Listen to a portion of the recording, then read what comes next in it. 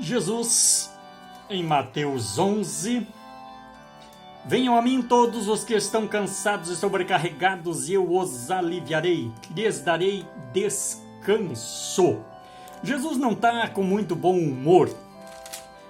Ele, no texto anterior, dá uma reclamada das cidades de Corazim, Betsaida e Cafarnaum. Ele diz que essas cidades vão ter um rigor no dia do julgamento maior que Tiro, Sidom, até mesmo que Sodoma e Gomorra. Então, há uma crítica severa a um comportamento de quem se acha bom, de quem se acha o melhor, de quem se acha o maior. E com isso, a gente percebe no texto que Jesus ele acaba trazendo 3 sentenças, 3 declarações, que resumem aí todo o processo, todo o ensino dele no texto.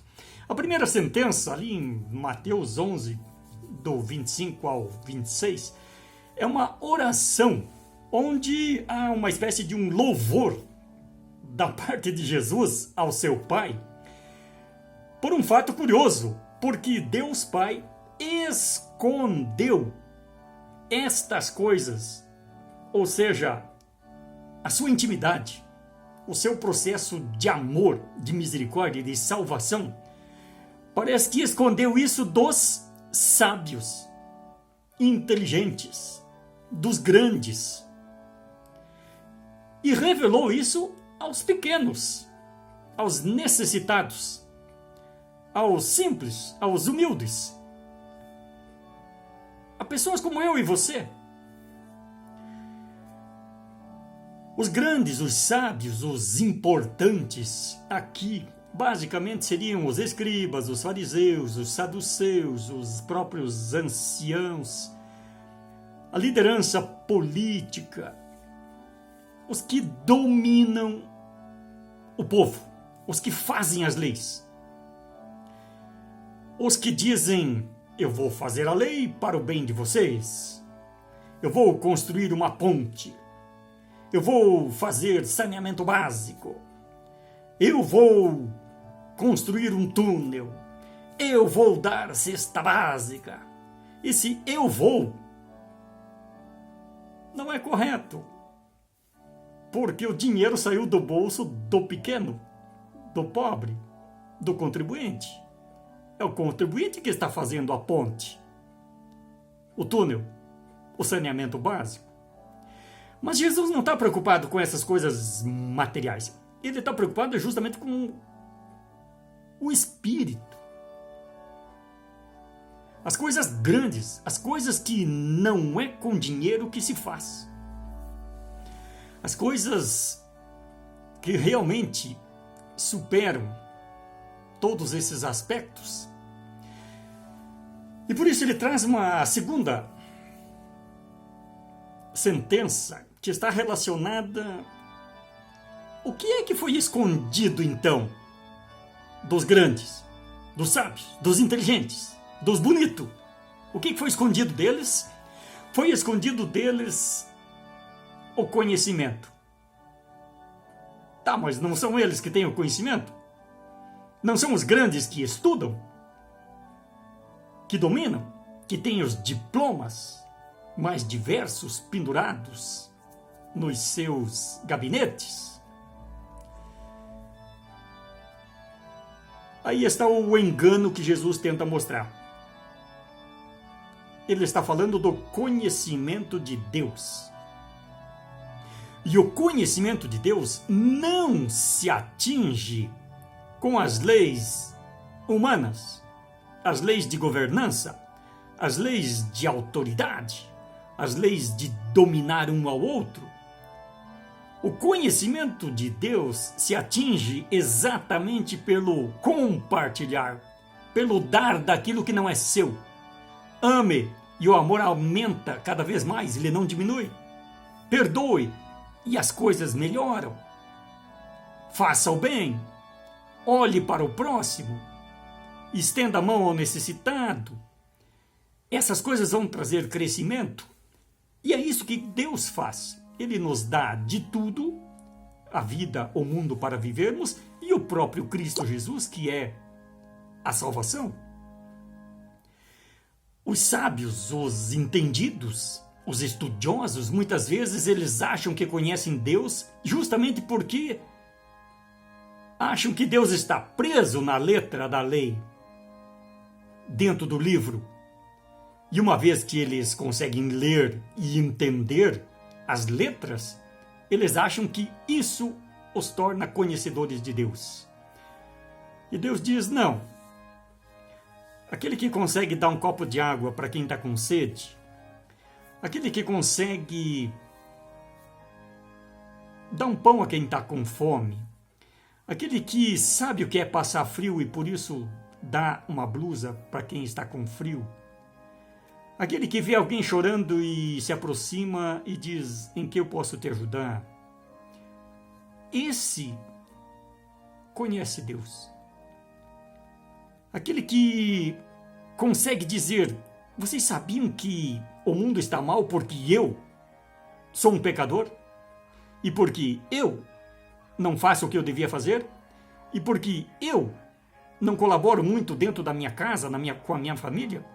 E porque eu, quando saio nas ruas, sou um ser egoísta, arrogante, prepotente, irritado com todo mundo e quero me aproveitar? E quando ele chega nessa conclusão, ele diz, eu preciso mudar, eu preciso melhorar. E aí entra o poder de Deus que diz, vem cá. Teus pecados estão te cansando, te sobrecarregando?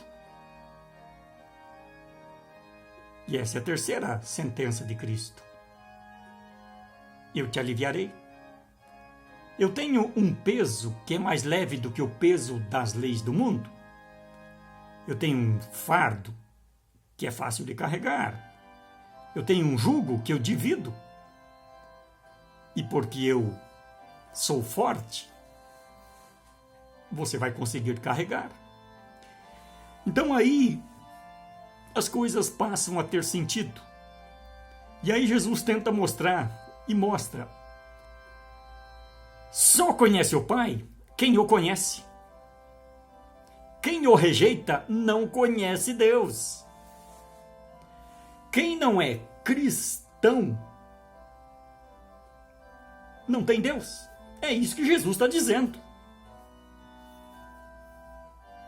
E isso ofende os sábios, os inteligentes, os grandes, os que dominam, os que fazem as leis, os que cobram dos outros, os que dizem, eu fiz isso e aquilo e mais aquilo para o bem de vocês. Jesus diz, eu morri por você. Esse é o bem maior.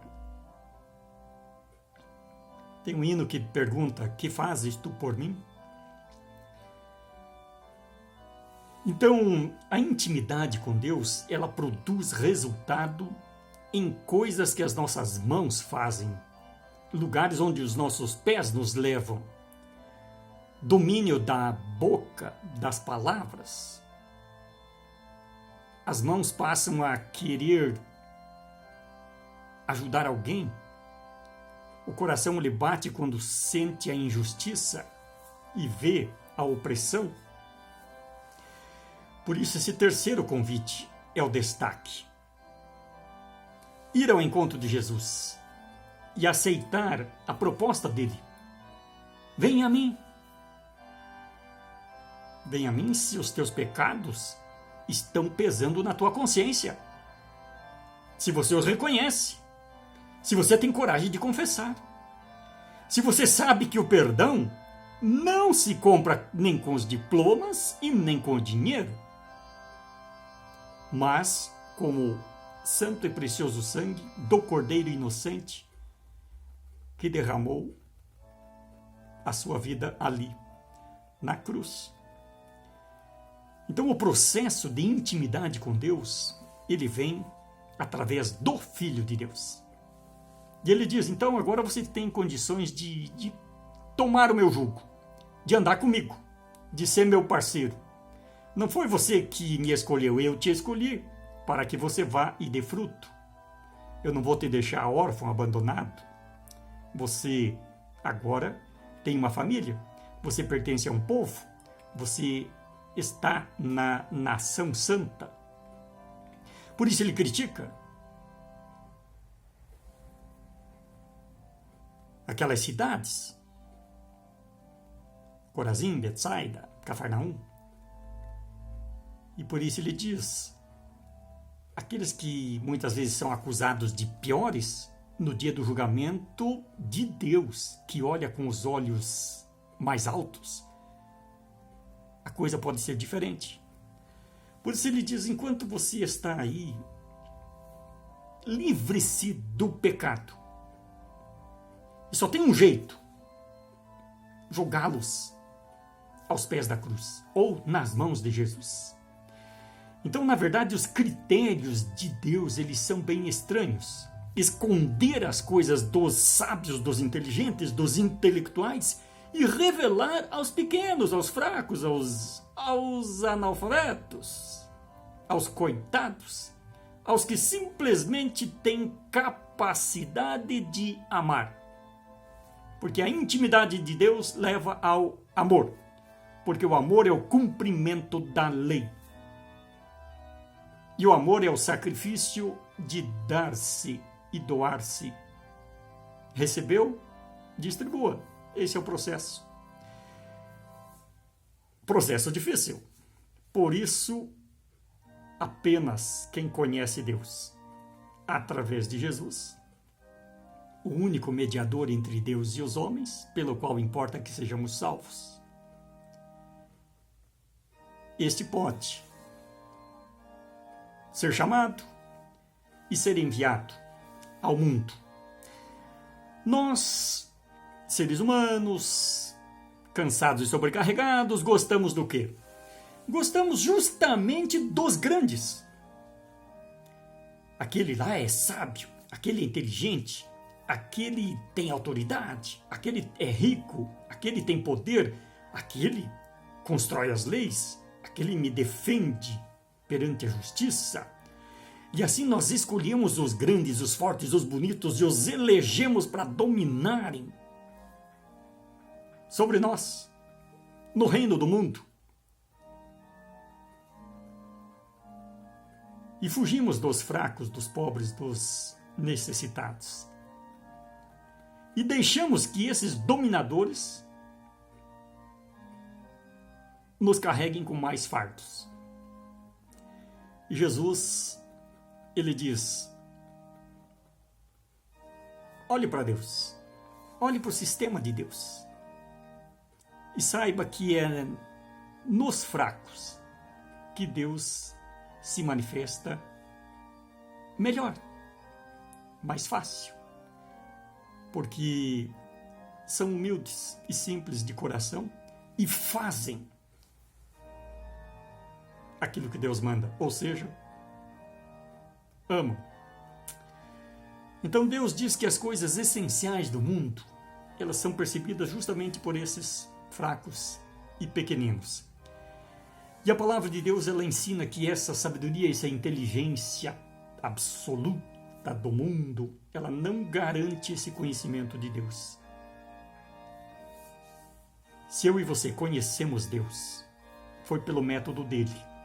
A pregação da sua palavra, a vinda de Cristo, o envio do Espírito Santo, que abre a nossa mente, que nos transforma pela renovação da nossa mente e que nos deu condições de aceitar o convite, de ir até Jesus, porque reconhecemos que estávamos cansados e sobrecarregados, cheios de problemas, e que os problemas nossos eram realmente nossos e não dos outros. Ou seja, nós criamos os nossos problemas. E por isso ele diz que nós somos pecadores, sim, e que nós precisamos pedir o perdão, sim, e que ele tem isso para nos oferecer. Por isso, perguntamos: como é que chegamos a Deus? Como é que percebemos esse rosto maravilhoso de Deus? Como é que nós temos essa experiência íntima com Deus? É através da filosofia, os filósofos que falam aí na televisão todos os dias, eles que nos orientam?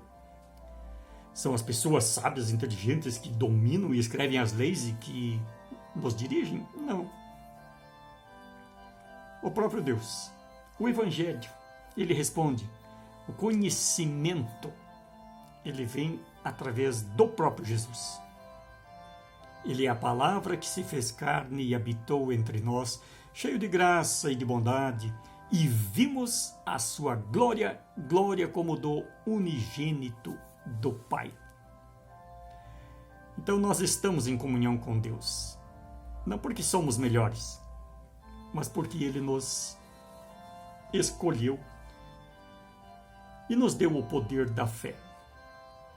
Pela graça somos salvos, mediante a fé. Não é um